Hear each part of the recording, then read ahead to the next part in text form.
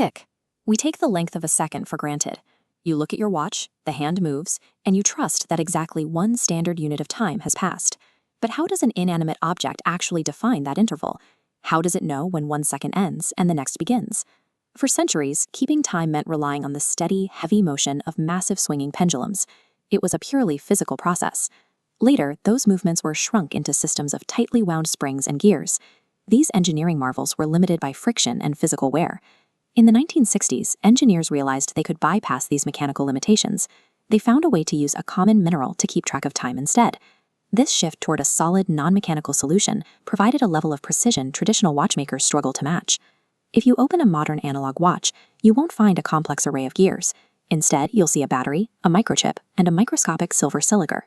Inside that cylinder is a piece of quartz. It is the mineral found in sand or geodes, but it is cut into a very specific shape, a tiny tuning fork.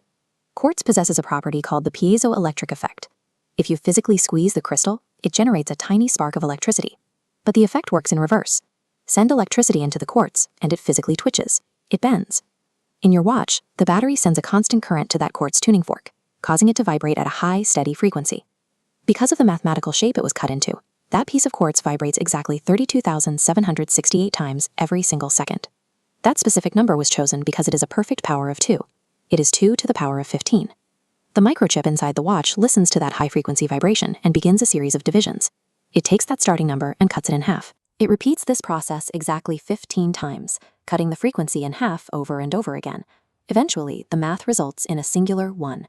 This sequence of divisions is what allows the watch to translate a rapid physical vibration into a steady, reliable second. Once the chip hits that final count of 1, it releases a single electrical pulse.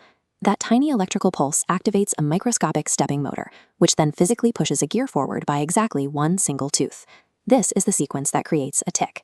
It is digital logic translated back into physical motion. Thousands of vibrations and 15 layers of math occur in the space between every single second of your life. High-precision timekeeping, which once required expensive mechanical maintenance, is now achievable with a battery the size of a pill. We track time today not through complex mechanical assembly, but by utilizing the physical properties of ordinary sand.